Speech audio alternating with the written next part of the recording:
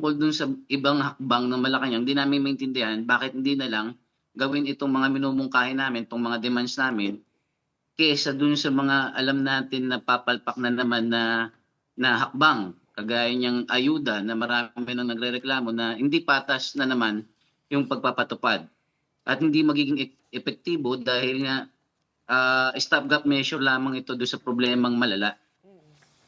Ted, gusto ko lang malaman kamusta nga tong mga konsultasyon na nagaganap no between yung mga grupo sa inyong koalisyon and the government.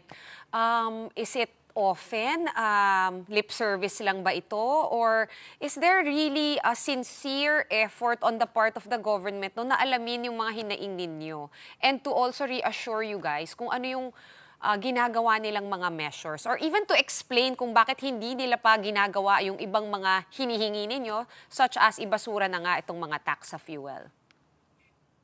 Well, kanina na nabanggit 'yan, sinasabing magpapatawag ang Malacanang ng mga leaders sa transport sector bukas upang kausapin sila. Pero yung isa dun sa ini-raise kanina ni Ted Casino ng Bayan, yung nagawa na yung batas para sa emergency powers ng Pangulo. So nagtataka kami bakit hindi pa pinirmahan kahapon o ngayon para, ah, itigil na nga yung pangongolekta ng buwis dito sa petroleum products 'no.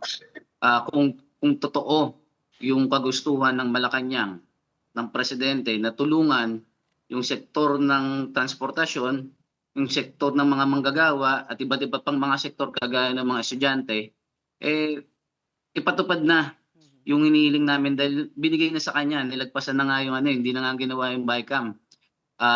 Inadapt na lang ng lower house yung Senate version para sa gano'n mapabilis yung proseso at pagbibigay sa kanya ng, opportunity na totohanang makatulong dito sa krisis na ito.